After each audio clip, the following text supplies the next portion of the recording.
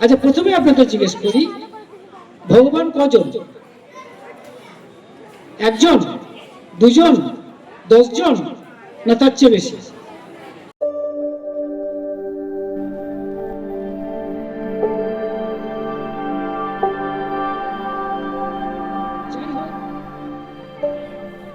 আপনারা আজকে এসেছেন কিছু ধর্ম কথা শোনার জন্য।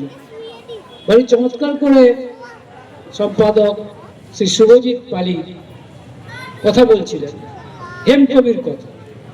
তো হেমকবির গানের দুটি লাইন আমি আপনাদের সামনে বলবো এবং আপনাদের প্রশ্ন করব যে আপনারা কি বুঝছেন। হেমকবি লিখছেন একটি গানে, হে নব পরিচিত, মানে ঠাকুরকে উদ্দেশ্য করে লিখছেন, হে নব পরিচিত, হে চির পুরাতন, দর্শনে আজি তব সার্থক হয়ে নয়। এই কথাটার মানে আপনারা কি বুঝছেন? ধরুন প্রথম কথাটা কি বললেন, ঠাকুরকে দেখে বলছেন হেমকবি, হে নব পরিচিত, হে চির পুরাতন। আমি আজকে আপনাদের কাছে শুধু গান নিয়ে আলোচনা করব। আপনারা তো গান শোনেন, গানের তাল, লয়, ছন্দ আমাদের মুগ্ধ করে, সেই জন্য ভালো লাগে। কিন্তু গানের কথাগুলোকে বোঝার চেষ্টা করেন কি? সম্ভবত না, কিন্তু দরকার আছে। এই যে দেখুন কি বলছেন, হে নব পরিচিত, হে চির পুরাতন, দর্শনে আজি তব সার্থক হয়ে নয়। ঠাকুরকে উদ্দেশ্য করে কি বলা হচ্ছে? হে নব পরিচিত। এর মানেটা কি বলতে পারেন? কেউ বলতে পারেন? এর অর্থ হচ্ছে, আচ্ছা প্রথমে আপনাকে জিজ্ঞেস করি, ভগবান কজন? একজন, দুজন, 10 জন, না তার চেয়ে বেশি? হ্যাঁ, একজন। ভগবান যে একজন সেটা আমরা প্রার্থনাতে বলি। কোথায় বলি বলুন তো? ঠাকুর অনুকূলচন্দ্র আমাদের বলতে শিখিয়েছেন। কোথায় বলি ওটা বলুন? ঠিক, একম মেবা দ্বিতীয়ম শরণম। তিনি এক এবং অদ্বিতীয়। শুধু এক নয়, তিনি অদ্বিতীয়। অদ্বিতীয় মানে তার মতো আর কেউ নেই, দ্বিতীয় কেউ নেই। এটা প্রমাণ করতে পারবেন? প্রশ্ন হচ্ছে, এটা তো বিশ্বাসের কথা, কিন্তু প্রমাণ করতে পারবেন যে ঈশ্বর সত্যি এক এবং অদ্বিতীয়? এর প্রমাণ শ্রী শ্রী ঠাকুর অনুকূলচন্দ্র যেভাবে বলেছেন, এর চেয়ে বড় প্রমাণ আর হয় কিনা আমার জানা নেই। কি বলেছেন জানেন? যখন ঠাকুরকে জিজ্ঞাসা করা হয়েছিল যে ভগবান যে এক এবং তার মতো দ্বিতীয় আর কেউ নেই, তার প্রমাণ কি? ঠাকুর বলেছিলেন, তার সৃষ্টিই তার প্রমাণ। এটা বিশ্বাস করেন?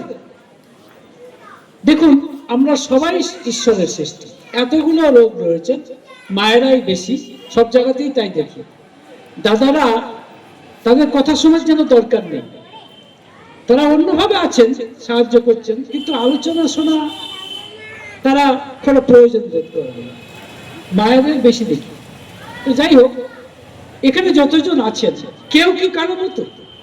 দেখুন তো, প্রত্যেকে আলাদা। তাই ভগবান নিজে যেহেতু এক এবং অদ্বিতীয়, তাই তিনি তার প্রত্যেকটা সৃষ্টিকে করেছেন এক এবং অদ্বিতীয় করে। এমন করেছেন যেন প্রত্যেকেই ঠিক তার মতো। কিরকম? ওই একজনই এবং অদ্বিতীয়। যেমন ধরুন, আপনাদের সামনে আমি কথা বলছি, আমি অমলেন্দু চট্টোপাধ্যায়। এই অমলেন্দু চট্টোপাধ্যায় সারা বিশ্ব ব্রহ্মাণ্ডে আর একটা অমলেন্দু চট্টোপাধ্যায় খুঁজে বার করতে পারবেন? পারবেন কি? পারবেন না। তাহলে আমিও তো এক এবং অদ্বিতীয়। কেন? কারণ ভগবান আমাকে সৃষ্টি করেছে, আমি ভগবান থেকে এসেছি। এটাও আমরা প্রার্থনা মন্ত্র বলছি। কোথায় বলছি বলুন তো? একজন কেউ বলুন। এই যে প্রার্থনা করছি আমরা, এটাও কোথাও একটা বলছি যে আমরা ভগবান থেকে এসেছি। কোথায় বলুন তো? বলুন। হ্যাঁ, আমি তোমার তজ্জাত সন্তান, বা আমি তোমারই উৎক্ষেপ, এটা বলছি না, আমি তোমারই উৎক্ষেপ, তার থেকে এসেছে। সুতরাং এই যে বলছেন হে নব পরিচিত, হে চিরপুরাতন, অর্থাৎ ঈশ্বর এক, কিন্তু তিনি এসেছেন হেমকবির ক্ষেত্রে ভগবান কি রূপে এসেছেন বলুন, আপনারা বলুন। হেমকবির ক্ষেত্রে হেমকবির কাছে ভগবান কি রূপে ধরা দিচ্ছেন? হ্যাঁ, অনুকূল চন্দ্র ঠাকুর হিসেবে, মানে শ্রী ঠাকুর অনুকূল চন্দ্র হিসেবে। তাই তিনি কি বলছেন? হে নব পরিচিত। নব পরিচিত মানে নতুন পরিচয়। কি নামে পরিচয়? অনুকূল চন্দ্র চক্রবর্তী, যিনি শিবচন্দ্র চক্রবর্তী এবং মাতা মনমোহিনী দেবীর সন্তান। এটা নব পরিচয়। তাই বলছেন হে নব পরিচিত। কিন্তু তারপরে কথাটা কি বলছেন? হে চির পুরাতন। সেই পুরাতন কে? তিনি এসেছেন, সেই তিনি এসেছেন রামচন্দ্র হিসেবে, সেই তিনি এসেছেন কৃষ্ণ হিসেবে, রাম কৃষ্ণ বুদ্ধ যিশু মোহাম্মদ চৈতন্য রামকৃষ্ণদেব এবং সর্বশেষ শ্রী ঠাকুর। তাহলে দেখুন, আমি 10টা আঙুল, ধরুন আমি 10টা আঙুল দেখাচ্ছি, বলুন এই এক মানে কি? এই একটা আঙুল দেখাচ্ছি মানেটা কি? ভগবান এক। 3, 4, 10টা তো দূরের কথা, তিনি কখনো 2 হন না। হয় কি? ভগবান এক। ধর্ম কটা? ধর্ম এক। ভগবানের কথা তাও এক।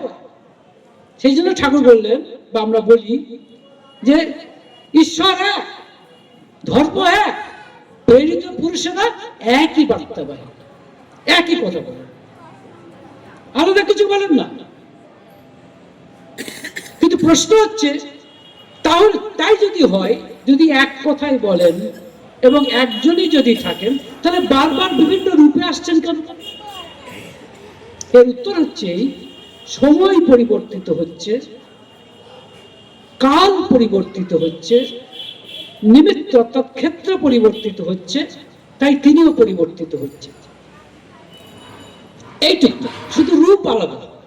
তাই তিনি বলছেন হে নব পরিচিত, হে চির পুরাতন, দর্শনে আজি তব সার্থক হয়ে নয়। তারপরের কথাটা কি বলছেন দেখুন, বলছেন হে চির আশাতীত, হে চির অনুকূল, সেই তুমি সেই আমি, আজি আর নাহি ভুল। এটা মানে হে চির আশাতীত কেন? কারণ ঈশ্বরকে এইভাবে পাওয়া, একেবারে মানুষের মতো পাওয়া, এটা তো আশাতীত, আশাই করতে পারে না। ভগবানকে একেবারে বন্ধুরূপে পাওয়া আশাতীত। অর্জুনের কাছে, মানে ভগবান শ্রীকৃষ্ণের কাছে, মানে সরি, অর্জুনের কাছে ভগবান কি রূপে এসেছেন? শ্রীকৃষ্ণ কি রূপে এসেছেন? সখা, বন্ধু রূপে। তাই অসুবিধা হচ্ছে, তাই তিনি ভগবানকে সেভাবে চিনতে পারেননি। যদি চিনতে পারতেন তাহলে বিশ্বরূপ দেখানোর প্রয়োজন হতো না। হতো কি? যখন বলছেন আপনি কে বলুন তো, আপনি কি দেবতা? তখন ভগবান শ্রীকৃষ্ণ বলছেন অন্তবত্তু ফলং তেষাং তদ্ভবত্ত অল্পমেধসাং দেবান দেবে যজো যন্তি মদ্ভক্তা যন্তি মামপি। এর অর্থ হচ্ছে, দেখো অর্জুন, যারা দেবতাদের ভজনা করে তারা অল্প বুদ্ধি সম্পন্ন, সেই সমস্ত ভক্তরা, তারা যে দেবতারা যা ফল দেয় তা কিন্তু সীমাহীন নয়, তার একটা সীমা আছে। কিন্তু আমার ভক্ত আমাকেই পায়, মানে আমার কাছে ফল সীমাহীন। কেন কথাটা বলছি জানেন? গতকাল আমি আমাদের জায়গা দিয়ে যাচ্ছিলাম, রাস্তা দিয়ে, একটা শনি মন্দিরে একটা পুজো হচ্ছে, শনি পুজো, সম্ভবত কাল শনিবারও ছিল, তাই না? তাই দেখছি প্রদীপ জ্বলছে। এক ভদ্রমহিলা বয়স্কা, তিনি একটা তেলের প্যাকেট নিয়ে সেই প্রদীপে তেল ঢালছে। আমি সেটা দেখলাম, আমার কি মনে হলো জানেন?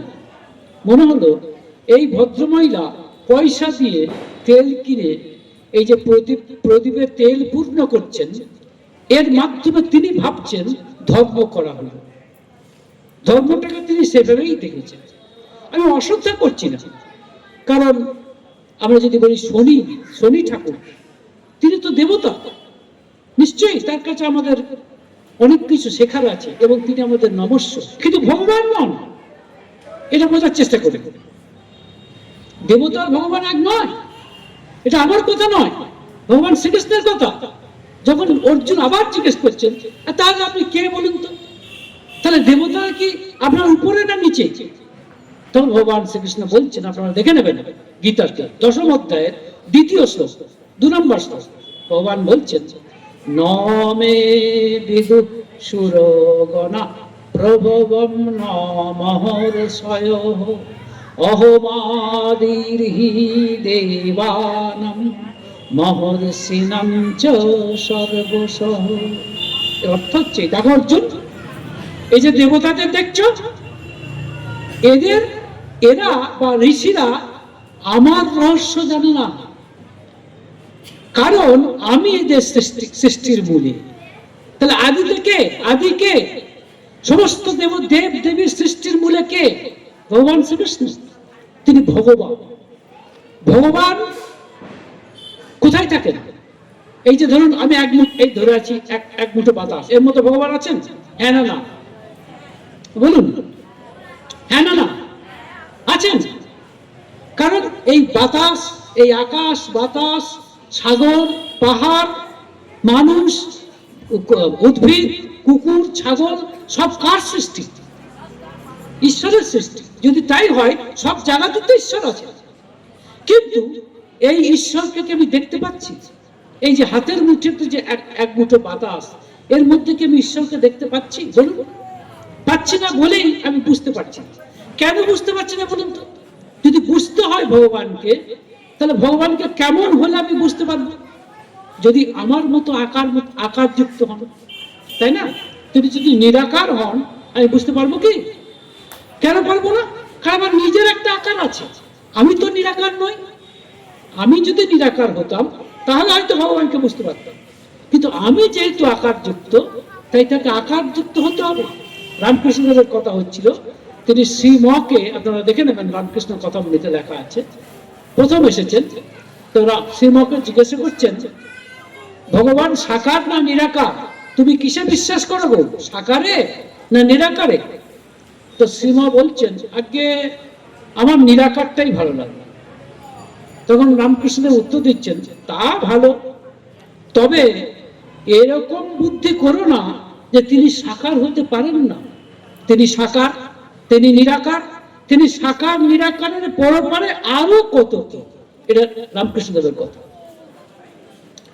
তাহলে তিনি সাকার হতে পারেন, এই এক মুঠো বাতাস, তিনি কিন্তু সাকার হতে পারেন। যখন ভগবান সাকার হয়ে আসেন, তাকে কি বলি? আপনারা বলুন, এই উত্তর আপনাদের দিতে হবে। যখন ভগবান সাকার হয়ে আসেন, নিরাকার ভগবান, অসীম ভগবান যখন সসীম হয়ে আসেন, তখন আমরা তাকে কি বলি? বলুন, কে বলেন? বলুন। ঠাকুরের বাণী আছে নিয়ে, অসীম যখন সসীম হয়ে সীমাতে লন স্থান, বৃত্তিভেদী টান হলে তাই দেখবি ভগবান। তাহলে যখন নিরাকার ভগবান, যখন সাকার ভগবান হন, তাকে আমরা কি বলি? মা আপনি বলুন, আপনাকে বলতে হবে, আপনি বলুন, আপনাকে বলতে হবে যে নিরাকার ভগবান যখন সাকার হয়ে আসেন, তাকে কি বলি আমরা? আপনি জানেন, সেই জন্যই বলছি, বলুন। এখানে এসে বারবার ধ্বনি দেওয়া হচ্ছে, বলুন, বারবার আমরা কি ধ্বনি দিচ্ছি? হ্যাঁ, পুরুষোত্তম। ঠিক, পুরুষোত্তম। তাই নিরাকার ভগবান যখন সাকার হয়ে আসেন, তখন তাকে বলে পুরুষোত্তম। প্রমাণ কি? গীতা। ভগবান শ্রীকৃষ্ণকে যখন ভগবান শ্রীকৃষ্ণ বলছেন, দেখো অর্জুন, আমি কে শুনে নাও। বলছেন, এই যে ঘরবস্তু দেখছো, যা আজ আছে কাল থাকবে না, তার অতীত। শুধু তাই নয়, যেটা অক্ষর বস্তু, তার থেকে উত্তম আমি। বলি আশ্চর্য কথা বলছেন। কি বলছেন? যস্মাৎ খরম অতীত অহম অক্ষরাদপি চ উত্তম অতস্মি লোকে বেদে চ প্রথিত পুরুষোত্তম। এটা গীতার কথা বলছেন। দেখো অর্জুন, এই যেটা অক্ষর বস্তু মানে আজ আছে কাল থাকবে না। ধরুন গাড়ি বাড়ি আমরা থাকবে, চিরকাল থাকবে? থাকবে না। আজকে যে গাড়ি কেনা হলো কালকে সেটা একদিনের পুরনো হয়ে যাবে। আচ্ছা বলুন তো, আমি কি থাকবো নাকি? আমি কি চিরদিন থাকবো? বা আপনি থাকবেন? চিরদিন তো থাকবো না। তাহলে আজ যা আছে কাল তা নেই। আচ্ছা প্রমাণ আছে যে আমি, তার প্রমাণ দেখুন, আমার চুল একসময় কালো ছিল, আজকাল সাদা হয়ে গেছে। আমি নিজেই পরিবর্তনশীল। তাহলে আমি অনিত্য বস্তু, আজ আছি কাল হয়তো থাকবো না। এর অতীত তিনি পুরুষোত্তম কে? ক্ষর বস্তুর অতীত, এগুলোকে বলে ক্ষর বস্তু। আর অক্ষর বস্তু মানে যা কোনোদিন পরিবর্তন হয় না, চির অপরিবর্তনশীল। ঠাকুর অনুকূল চন্দ্র তার স্ত্রী মানে পূজনীয় বড়মাকে একটা চিঠি লিখেছিলেন, জানেন আপনারা? সেই চিঠির কথা ঠাকুর মানে বড়মা তখন বাপের বাড়ি গেছেন, সদ্য বিবাহিত। ঠাকুর অনুকূল চন্দ্র একটা চিঠি লিখেছেন। সেই চিঠিতে তিনি লিখছেন, দেখো এই জগৎ নিত্য নতুন, আজ যা দেখিতেছ কাল তাহা দেখিবে না, চির পরিবর্তনশীল। ভাবিয়া বলো তো দেখি, কি এমন আছে যার কোনো পরিবর্তন নেই?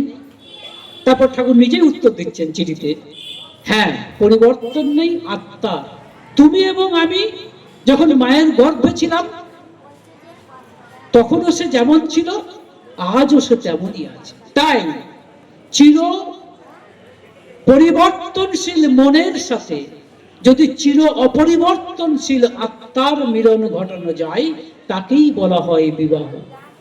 এটা কে লিখছেন? যুবক অনুকূল চন্দ্র চক্রবর্তী তার স্ত্রী পূজনীয় বড়মাকে লিখছেন। আমি জানি না বড়মা বুঝতে পেরেছেন কিনা কথাটা মানে কি। তো এই হচ্ছেন অনিত্য মানে নিত্য বস্তু। অনিত্য কি? অনিত্য বস্তু মানে কাকে বলে? এই সবকিছু যা দেখছেন, এই হাওড়া, এইখানে যে বসে আছেন, আজ থেকে 20 বছর আগে কি এরকম ছিল? ছিল না, পরিবর্তনশীল। তাহলে এটাকে কি বলবো? অনিত্য বস্তু, ক্ষর বস্তু। আজ আছে কাল থাকবে না। এখন মুশকিল কি জানেন? এইগুলোর উপরেই আমাদের বেশি মানে চোখ, এইগুলোর উপরে আমাদের বেশি নজর। কিরকম দেখবেন, আমি শুনেছি যে কিছু কিছু চটি আছে যার দাম হচ্ছে লাখ টাকা। কি ওই লাখ টাকা চটি পড়লে কি হবে না, পা দুটো দেখতে ভালো লাগবে। আর তোর পা থাকবে না কিছু ওদিন।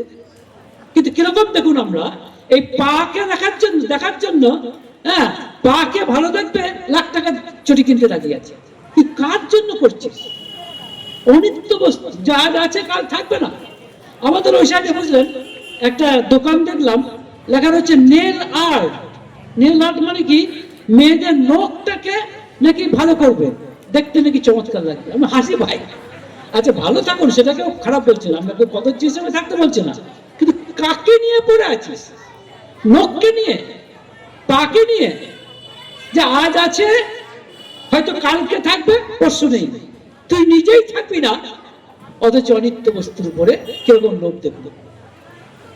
এখন নিত্য বস্তুর উপরে লোভ নেই, তাই না?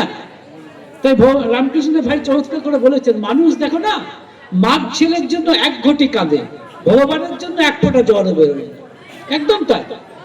তো নিত্য বস্তু, এখন দেখুন নিত্য বস্তুর উপরে, তাহলে তিনি বলছেন তিনি পুরুষোত্তম। তাহলে আমার প্রশ্ন ছিল যেটা, যে কি বলছেন, হে চির আশাতীত, হে চির অনুকূল, সেই তুমি সেই আমি, আজি আর নাহি ভুল।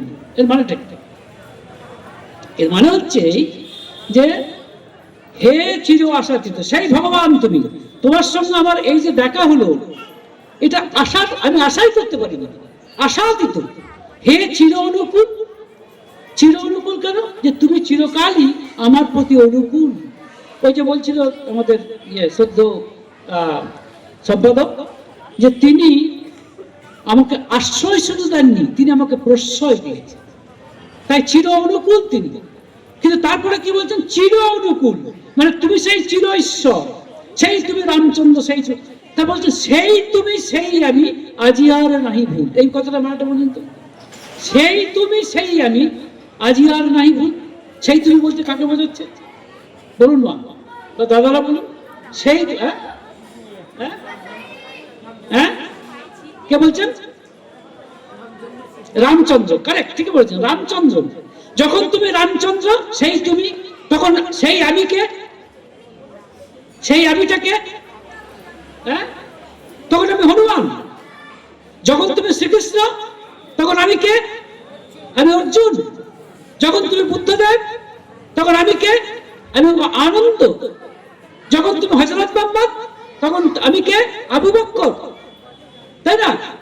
যখন তুমি শ্রী চৈতন্য দেব তখন আমি আবার কি বলে যিনি ছিলেন আর কি ঠাকুরের মহাপ্রভু, যাকে বলি আমরা ইয়ে, হ্যাঁ, অদ্বৈত মহাপ্রভু, কারেক্ট। যখন তুমি রামকৃষ্ণ তখন আমি স্বামী বিবেকানন্দ। আজ যখন তুমি অনুকূল চন্দ্র চক্রবর্তী, অনুকূল ঠাকুর, আমি তখন হেমকূট। বুঝতে পারছেন? পারে হে চির আশাতীত, হে চির অনুকূল, সেই তুমি সেই আমি, আজি আর নাহি ভুল, সুন্দর সুলগনে আজি পড়িয়াছে মনে। দেখুন আজকে মনে পড়েছে, বুঝতে পারছি না তো যাই হোক, কথাটা এইখানে। আর একটা গান আমি আপনাদের বলবো, এটা এই গানটি লেখা আপনার ইয়ে কি বলে,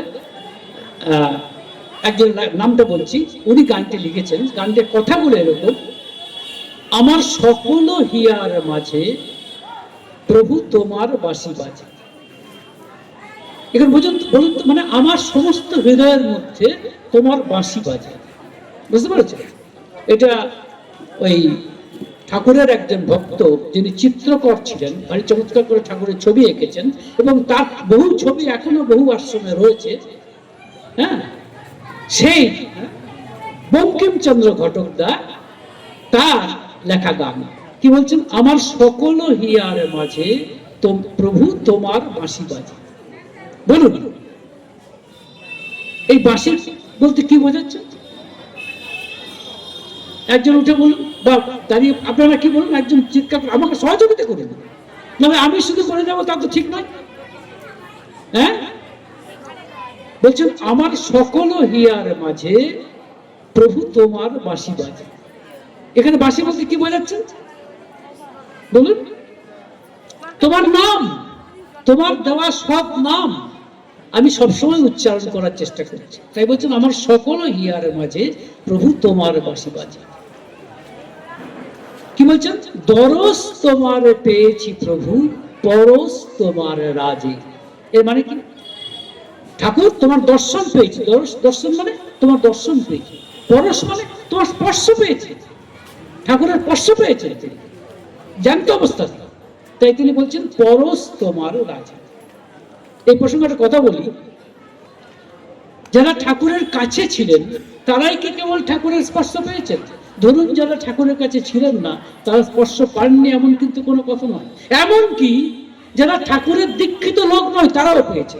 তার একটি ঘটনা আপনাদের বলছি, বাস্তব ঘটনা, আপনারা দেখে নেবেন। ঘটনাটি ঘটেছিল 1966 সালের 9 আগস্ট। তারিখটাও বলে দিচ্ছি। এইটা কোন বইতে পাবেন? সেই বইটির নাম জগন্নাথ জীবননাথ। কার লেখা? রাম বসওয়ান সিং, ঠাকুরের এক ভক্ত। তিনি নন বেঙ্গলি, দেওঘরে থাকতেন। তিনি দেখছেন, আপনারা সবাই শুনুন ঘটনাটি। আগস্ট মাস মানে সেটা কোন সময়? বর্ষাকাল, ঝিপঝিপ করে বৃষ্টি হচ্ছে, টিপটিপ করে। তো দেখছেন রাম বসওয়ান দাস সেখানে উপস্থিত। দেখছেন 4-5 জন লোক এসে দাঁড়িয়েছে। তাদের দেখে বোঝা যাচ্ছে তারা ঠিক বাঙালি নয়, তারা নন বেঙ্গলি। তারা এখানে এসে দাঁড়িয়েছে এবং দেওঘরের বিশেষ করে এই জায়গার যে তারা কিছু চেনে না সেটাও বোঝা যাচ্ছে। তখন ওই রাম বসওয়ান সিং তাদের কাছে গিয়ে বললেন, আপনারা বৃষ্টিতে ভিজছেন কেন? আসুন এই ঘরে এসে বসুন। উনি একটা ঘরে বসালেন, দেওঘরে বসিয়ে বললেন, আপনারা কি জন্য এসেছেন? বলছেন এটা কি দেওঘর নিবাসী শ্রী শ্রী ঠাকুর অনুকূল চন্দ্রের জায়গা? বলছেন আগে হ্যাঁ, এই জায়গা সেটাই। বলছেন আমরা শ্রী শ্রী ঠাকুর অনুকূল চন্দ্রকে দেখতে চাই, দর্শন করতে চাই। হ্যাঁ ঠিক আছে, আসুন। কারণ ঠাকুর তো খোলা বই, ওপেন বুক। তিনি তখন পার্লারে ঘরে ছিলেন, আপনারা পার্লার দেখেছেন হয়তো, পার্লারে ঘরে ছিলেন। এবং পার্লারে ঠাকুর বসে আছেন, ওরা গেছেন, ঠাকুর ওরা প্রণাম করে বসেছেন, ঠাকুর প্রতি প্রণাম করলেন। প্রণাম করার পরে ঠাকুর জিজ্ঞাসা করছেন আপনারা কোথা থেকে এসছেন? তখন তারা উত্তর দিচ্ছেন আমরা উত্তরপ্রদেশের মির্জাপুর ডিস্ট্রিক্টের বিন্দবাসিনী জায়গা থেকে আসছি। বলছেন আমরা উত্তরপ্রদেশের মির্জাপুর ডিস্ট্রিক্টের বিন্দবাসিনী জায়গা থেকে আসছি। আমি এই নিয়ে একটা ভিডিও করেছি, আমার একটা চ্যানেল আছে অনুকূল কথা, নাম হচ্ছে অনুকূল কথা, সেখানে আমাকে দেখতে পাবেন, ভিডিও করি, সেখানে এটা বলেছি, আপনারা শুনতে পাবেন যে স্বপ্নের কথা বাস্তবে উচ্চারিত হলো, এটা এই নাম দিয়ে এই ভিডিওটা করেছি। যদি আপনারা দেখতে পান, হয়তো খুললেই পাবেন না, কারণ খুব পপুলার তো নয়। যাই হোক, তো এখন যেটা বলছিলাম, তখন ঠাকুর বলছেন এত দূর থেকে এসেছেন, তা এখানে খাবেন না? তখন তারা বলছে না, আমরা অন্য জায়গাতে খাওয়ার ব্যবস্থা করেছি, খেয়েছি। তো আপনার কাছে আমাদের একটা বক্তব্য আছে। ঠাকুর বলছেন যে আগে বলুন। বলছেন দেখুন, আমাদের ওখানে এক ভদ্র মহিলা থাকে, তিনি অন্ধ এবং তিনি নিঃসন্তান এবং বিধবা, 80 বছরের বেশি বয়স। তিনি একটি স্বপ্ন দেখেছেন, যে স্বপ্নে তিনি দেখছেন দেওঘর নিবাসী জনৈক ব্যক্তি, যার নাম শ্রী শ্রী ঠাকুর অনুকূল চন্দ্র, তিনি তার কাছে স্বপ্নে দেখা দিয়েছেন এবং তার কথা অনুযায়ী তিনি তার সমস্ত সম্পত্তি, ধন সম্পত্তি শ্রী শ্রী ঠাকুর অনুকূল চন্দ্রকে দান করে দিয়েছেন, মানে আইনগত ভাবে দান করে দিয়েছেন, যেটা স্বপ্নে দেখছেন। তো সেই শ্রী শ্রী ঠাকুর অনুকূল চন্দ্রের চেহারা কিরকম, বেশভূষা কিরকম, তার সমস্ত বৃত্তান্ত এবং বর্ণনা সেই মাটি দিয়েছে। ওই মাটি আমার সম্পর্কে ঠাকুমা হন, তিনি আমাদেরকে দেখতে এখানে এসে তদন্ত করতে, তদন্ত করবো না, দেখতে আসতে বলেছেন যে এরকম সত্যিই কেউ আছে কিনা আমরা দেখতে এসেছি, এবং আমরা আপনাকে দেখে একেবারে স্থির নিশ্চিত যে আপনি সেই ব্যক্তি। কারণ যেভাবে আপনার চেহারা বলেছেন, দেখেছেন ঠাকুরের ঊর্ধ্বাঙ্গ অনাবৃত, মানে সামনের দিকটা প্রায় খোলা, মাত্র একটি ধুতি পরে আছেন, তাও কালো পাড়ের ধুতি, এবং কাঁধ থেকে লম্বমান একটি সাদা ধপধপে পৈতি। এই তো ঠাকুরের চেহারা, এই চেহারার কথাই তিনি বর্ণনা করেছেন এবং আপনার মতোই। সুতরাং আমাদের কোনো সন্দেহ নেই যে আপনিই সেই ব্যক্তি। তাই তার লক্ষাধিক টাকার সম্পত্তি তিনি আপনাকে দান করেছেন, সেই জন্য আপনার কাছে আমরা এসেছি। এখন কি করবেন বলুন? তো লক্ষাধিক মানে বুঝতে পারছেন, তখনকার দিনে লক্ষাধিক মানে এখনকার দিনে বোধহয় কোটি টাকার ব্যাপার, কোটিরও বেশি। তো তখন ঠাকুর বলছেন তা ওই ধন সম্পত্তি দুস্থ এবং অসহায়ের মধ্যে বিলি করে দিন, মানে দান করে দিন। ওরা তো অবাক, যাকে দান করা হয়েছে, যিনি দান করছেন সেই মাটি এবং চেহারা মিলে গেছে, ঠাকুর সেই দানকে বলছেন দুস্থ এবং অসহায়ের মধ্যে বিলি করে দেওয়ার কথা। তখন ওই দলে যিনি ছিলেন প্রধান, তার নাম বিষ্ণু প্রসাদ, তিনি বলছেন কিন্তু ঠাকুর ওই মাটি তো দান করেছেন আপনাকে, তাই আপনি যদি সেই দান স্বীকার না করেন তাহলে তো আমার ওই ঠাকুমা কষ্ট পাবে, তাই নয় কি, প্রাণে দুঃখ পাবে না। তখন ঠাকুর বলছেন শুনে দেখুন, তিনি যদি দয়া করে আমাকেই তার সমস্ত ধন সম্পত্তি দিয়ে থাকেন, দান করে থাকেন, তো আমিই তো বলছি যে সেই ধন সম্পত্তি দুস্থ এবং অসহায়দের মধ্যে বিলি ব্যবস্থা করে দেবে। ওই বিষ্ণু প্রসাদ অত্যন্ত বুদ্ধিমান, সে কিছুক্ষণ চুপ করে থাকার পর বলছে আচ্ছা তাহলে এই কথাই আমরা ওই মাকে গিয়ে বলবো তো? ঠাকুর ঘাড় নেড়ে বলছেন আগে হ্যাঁ, এই কথাই সেই মাকে গিয়ে বলবে। তারপর তারা প্রণাম করে যখন উঠছেন তখন ঠাকুর বলছেন আবার সময় পেলে আসবেন, কিন্তু তারা সব এসেছে, বাইরে এসেছে, বাইরে এসে রামবসওয়ান সিং এর সঙ্গে আবার দেখা। তখন তারা বলছেন যে ঠাকুরকে দেখে আমাদের এত ভালো লাগলো যে আমরা বর্ণনা করতে পারবো না। কিন্তু সবচেয়ে বড় কথা কি জানেন, আমি এখন বা আমরা এখন আমার অন্তর জ্বালাতে ভুগছি। তখন রামবসওয়ান সিং বলছেন কিরকম, বলছেন আমরা কিছু কথা ঠাকুরের কাছে গোপন করেছিলাম। তখন রামবসওয়ান সিং বলছে কি গোপন করেছিলেন? গোপন করেছিলাম এই যে যখন এই স্বপ্নের কথা এই মা আমাদের বলেছিলেন, তখন কিন্তু বলেছিলেন যে ঠাকুর এসেছেন, সবই সত্যি কথা, এবং ওই মাটি ঠাকুরকে দেখে এতটাই অভিভূত হয়ে গিয়েছিলেন যে তিনি তার সমস্ত ধন সম্পত্তি ঠাকুরকে দান করতে চেয়েছিলেন। কিন্তু ঠাকুর তার পরিবর্তে যেটি করেছিলেন, এক থালা প্রসাদ নিয়ে ওই মাটিকে দিয়েছিলেন, দিয়ে বলেছিলেন তুই তো নিঃসন্তান, তোর এই ধন সম্পত্তি নিয়ে কি করবি, তার চেয়ে তুই এগুলো দুস্থ এবং অসহায়ের মধ্যে বিলি করে দে। এই কথাটি আমরা গোপন করেছিলাম, কিন্তু ঠাকুর দেখলাম আমাদেরকে সেটা প্রকাশ করে দিলেন। কাজে ঠাকুর যে সর্বজ্ঞ এ বিষয়ে আমাদের কোনো সন্দেহ নেই। তাই এই জিনিসটা আমরা সবার সামনে আমাদের এই অন্যায়, আমাদের এই অপরাধ কবুল করতে চাই। তাই সেই দিনে ওই 1966 সালের 9 আগস্ট সুশীল বসুদার নেতৃত্বে দেওঘর প্রাঙ্গণে একটি সভা অনুষ্ঠিত হয়, যেখানে এই বিষ্ণুপ্রসাদ শাস্ত্রী এবং ওই উত্তরপ্রদেশের মির্জাপুর ডিস্ট্রিক্টের বিন্ধ্যবাসিনী মন্দিরের প্রধান পুরোহিত এবং আরো দু একজন তারা সর্বসমক্ষে এই অপরাধ কবুল করে। কিন্তু এই ঘটনা এখানে, এবার ঘটনাটা ব্যাখ্যা করার চেষ্টা করছি। এক, এতে 3টে জিনিস পরীক্ষা হয়। 1 ধৈর্য, 2 বৈরাগ্য এবং 3 সর্বজ্ঞ। কিরকম আপনাদেরকে প্রশ্ন করছি, এতে যে ঠাকুরের ধৈর্য পরীক্ষা হয় তার প্রমাণ কি? প্রমাণ দেখুন, তারা এসে কি বলল যে আপনি সেই ব্যক্তি এবং আপনাকে ওই মা সমস্ত দান করে দিয়েছেন। পরের অংশটা গোপন করেছিল, যে ঠাকুর যে বলেছেন দুস্থ এবং অসহায়ের মধ্যে বিলি করে দিতে, সেই কথাটি কিন্তু গোপন করেছিল। ঠাকুর জানেন, কারণ তিনি সর্বজ্ঞ, এবং তিনি যখন তা সত্ত্বেও কিন্তু ঠাকুর রাগ করেননি তাদের উপর। এটা ধৈর্য দেখুন। তা সত্ত্বেও ঠাকুর যখন বললেন দুস্থ এবং অসহায়ের মধ্যে বিলি করে দিন, তখনও তারা কি চালাকি করলো, কি বললো যে কিন্তু তিনি তো আপনাকেই দান করেছেন, আপনি যদি দান স্বীকার না করেন তাহলে তো তার প্রাণে ব্যথা লাগবে। এটা কিন্তু তাদের মন গড়া কথা তো তা নয়, মা তো সব কথাই বলেছেন। তখনও কিন্তু ঠাকুর রাগ করলেন না, পরিষ্কার বলতে পারতেন আপনারা কার কাছে এসেছেন, আমি অন্তর্যামী, আমার কাছে চালাকি করতে এসেছেন। এই ধরনের কথা কি ঠাকুর বলতে পারতেন না ধৈর্য হারিয়ে ফেলে? কিন্তু তিনি ধৈর্যের প্রতিমূর্তি, তাই এদের এই ধৈর্যটা তিনি রক্ষা করলেন।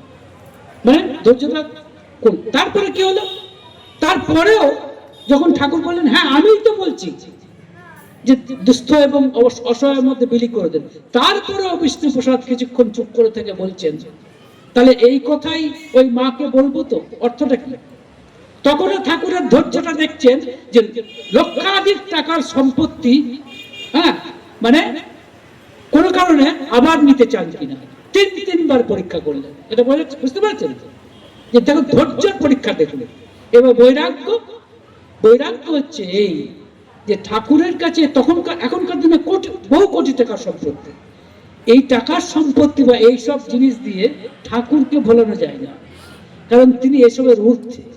আমি একটু আগে বলছিলাম না আপনাদের যে যস্মাৎ খরম অতীত অহম অক্ষরাদপি চ উত্তম অতস্মি লোকে বেদে চ প্রথিত পুরুষোত্তম।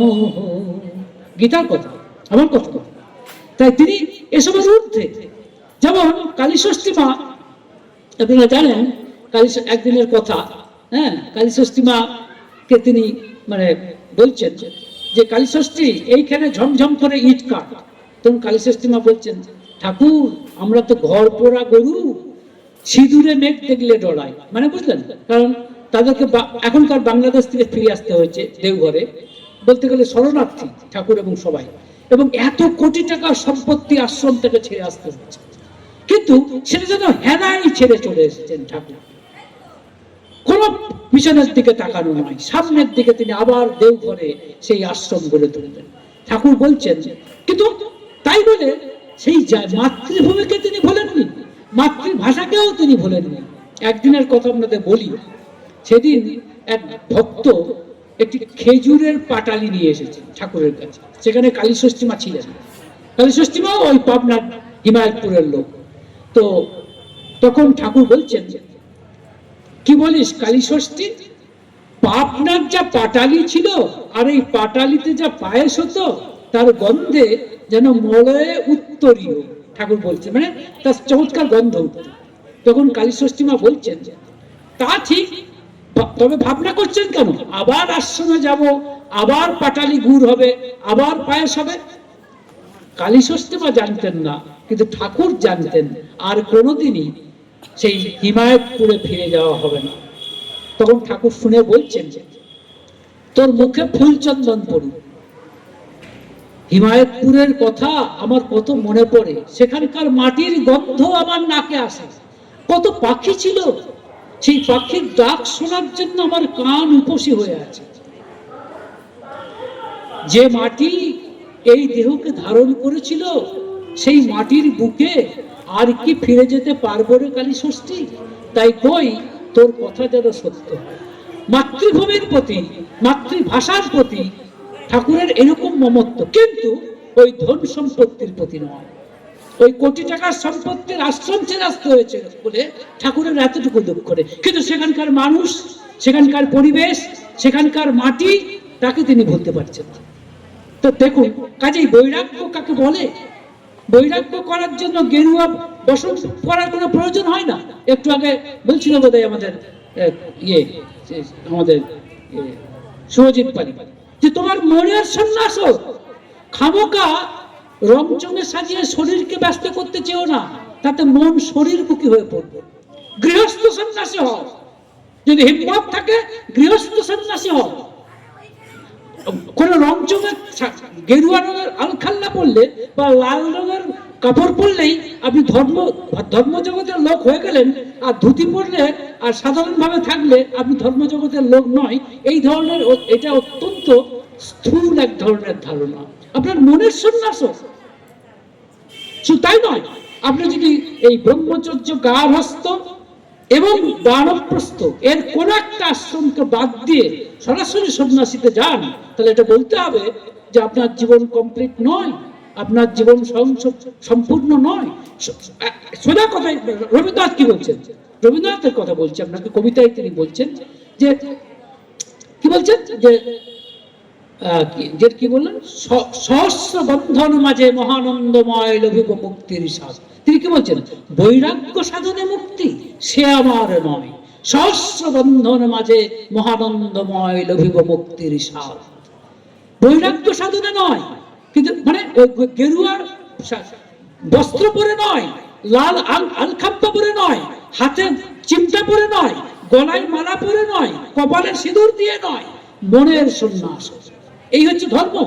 ধর্মের নামে আজ অধর্ম এমন ভাবে চাঁদা দিয়েছে যে ধর্ম কোনটা সেটাই বুঝতে পারছি না। সমস্যাটা এখানে। সেই জন্য এসেছেন ঠাকুর মুকুচন্দ্র কি করতে, ধর্মকে আবার রাইট ট্র্যাকে নিয়ে আসতে। ধর্ম সংস্থাপনার্থায় সম্ভবামি যুগে যুগে। তো এটা বোঝার চেষ্টা করুন। আর একটা হচ্ছে সর্বজ্ঞ, ঠাকুর যে সব জানেন সেটাও তারা প্রমাণ পেলেন। এবার আপনাকে প্রশ্ন করছি, আচ্ছা এই বিষ্ণু প্রসাদ বা অন্যান্যরা যে কিছু কথা চেপে গিয়েছিল ঠাকুরের কাছে, এটা ঠিক করেছিল না ভুল করেছিল? আপনার কি মনে হয়? হ্যাঁ, কি বলেন? হ্যাঁ, আপনি বলছেন ভুল করেছেন, আমার কিন্তু মনে হয় খানিকটা ঠিকও করেছেন। যদি তিনি তার সব কথাটাই বলে দিতেন, তাহলে ঠাকুরের এই পুরুষোত্তম রূপকে কি আমরা বুঝতে পারতাম? এটাই আমার বক্তব্য। আপনি হয়তো ঠিকই বলছেন, ভুল তো তারা করেছেন, সেটা স্বীকারও করেছেন, কিন্তু ঠাকুরকে একটু বাজিয়ে দেখার হয়তো প্রয়োজন হয়েছে, সেটা আলাদা কথা। কিন্তু এই রূপ যদি না দেখতেন, যেমন ধরুন ভগবান শ্রীকৃষ্ণ কিন্তু বিশ্বরূপ দেখালেন যখন তিনি বললেন। কি বিশ্বরূপে কি বলছেন আপনারা জানেন তো? গীতাতে কোন অধ্যায় বিশ্বরূপের অধ্যায় বলুন? কেউ একজন বলুন, গীতার কোন অধ্যায় বিশ্বরূপ অধ্যায়? একাদশ অধ্যায়, মনে রাখবেন। গীতার একাদশ অধ্যায় হচ্ছে বিশ্বরূপ অধ্যায়।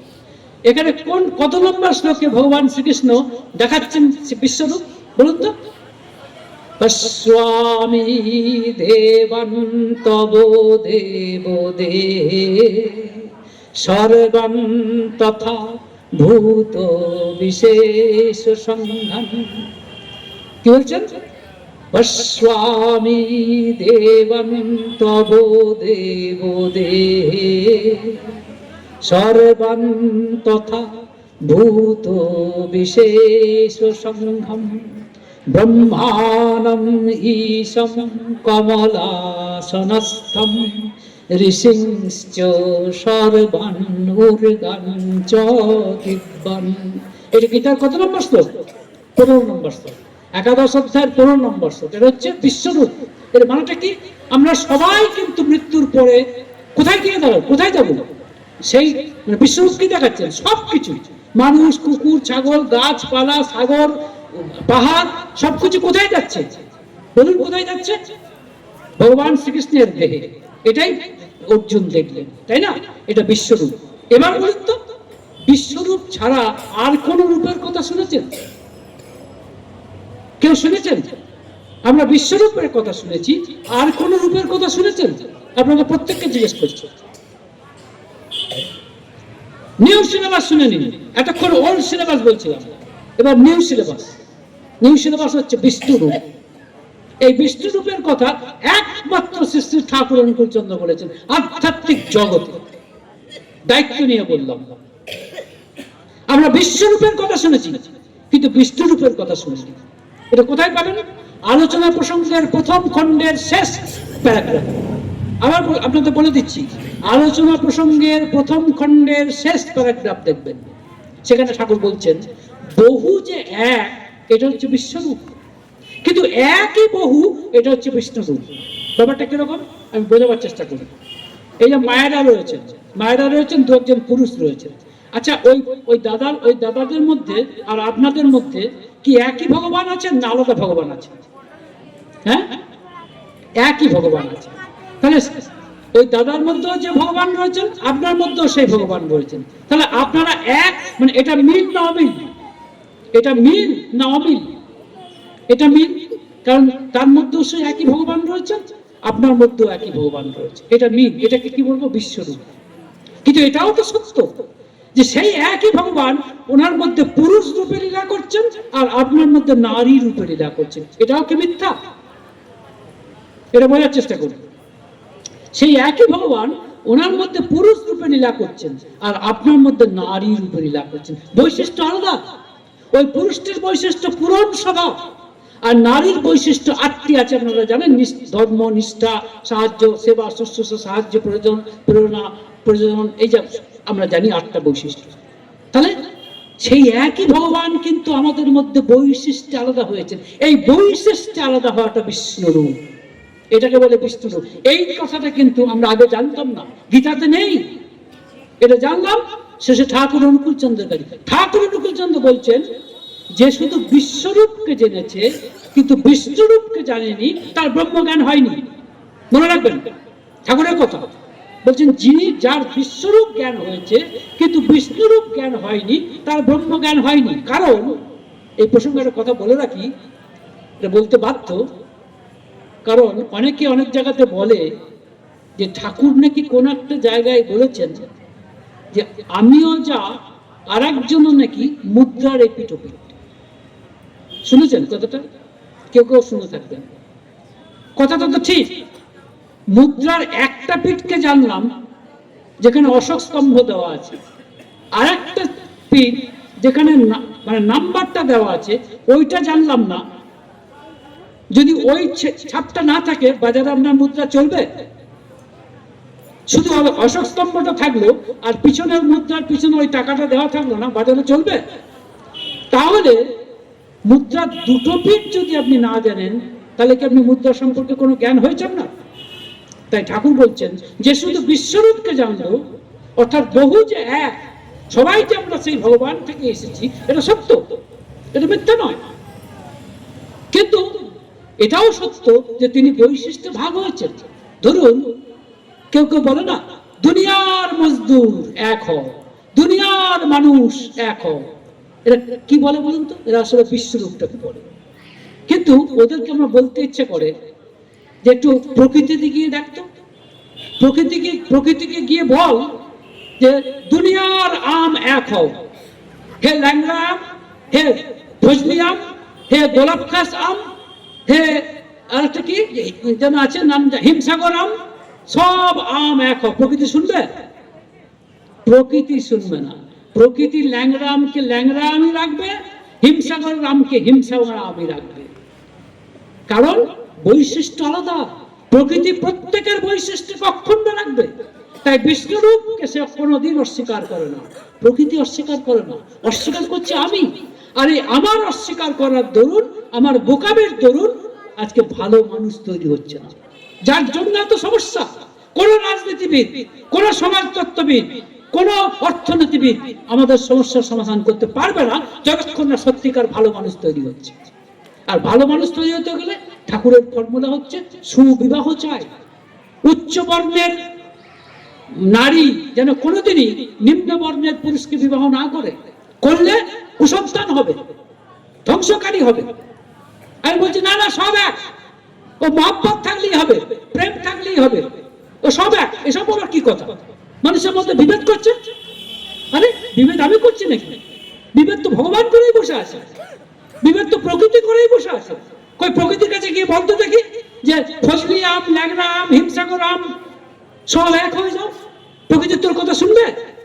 শুনবে না। কিন্তু সেরকম মানুষের মধ্যে প্রত্যেকে আলাদা। তার প্রমাণ ঠাকুর। আপনারা বর্ণ কথা ভুলে যান। আজকে বিদেশে ঠাকুর কি বলছেন? ঝোঁক না বুঝে শিক্ষা দিলে পদে পদে কুফল মেলে। তার কারণ বিদেশ আজকাল কিভাবে শিক্ষা দিচ্ছে যে কার কোন দিকে ন্যাক, ন্যাক মানে কার কোন দিকে ঝোঁক, সেই অনুযায়ী শিক্ষা দিচ্ছে। তো আপনি যদি ঝোঁকটাকে বর্ণ বলেন তাতেও কোনো ক্ষতি নেই, অসুবিধা কি আছে? আপনি যদি বলেন আপনারা সবাই সমান, এটা কি ঠিক? ভুল কথা। তার কারণ বিদ্যাসাগরের কাছে যখন রামকৃষ্ণদেব গিয়েছিলেন, তখন রামকৃষ্ণদেব বলছেন খাল বিল পেরিয়ে এবার সাগরে এলাম। তখন বিদ্যাসাগর বলছেন সাগরে যখন এলেন তখন একটু নোনা পানি খান, মানে নোনা লবণার্থ। তখন রামকৃষ্ণ বলছেন তুমি নোনা পানি হবে কেন গো, তুমি যে ক্ষীরের সমুদ্র। বিদ্যাসাগর বলছেন কিরকম? বলছেন দেখো, তোমার মধ্যে যদি কিছু না থাকতো তাহলে মানুষ তোমাকে বিদ্যাসাগর বলে কেন? তার মানে কি? প্রত্যেকের মধ্যে ভগবানের প্রকাশ আলাদা। এটা মনে রাখবেন। একটা পুকুরে পাড়া ভর্তি আছে, আর একটা পুকুর পরিষ্কার। সূর্য কিন্তু দুটো পুকুরের উপরে কিরণ দিচ্ছে, কিন্তু সূর্যকে কোথায় বেশি দেখা যাবে? আপনারাই বলুন, কোথায় বেশি দেখা যাবে? যেখানে যে পুকুর পরিষ্কার, আর যে পুকুরে পানা রয়েছে একই সূর্য একইভাবে দিলেও সেখানে সূর্যকে দেখা যাবে না, তাই না? সেখানে একটা গান আছে দেখবেন, মাঝে মাঝে কেন মেঘ আসে তোমারে দেখিতে দেয় না। শুনেছেন গানটা?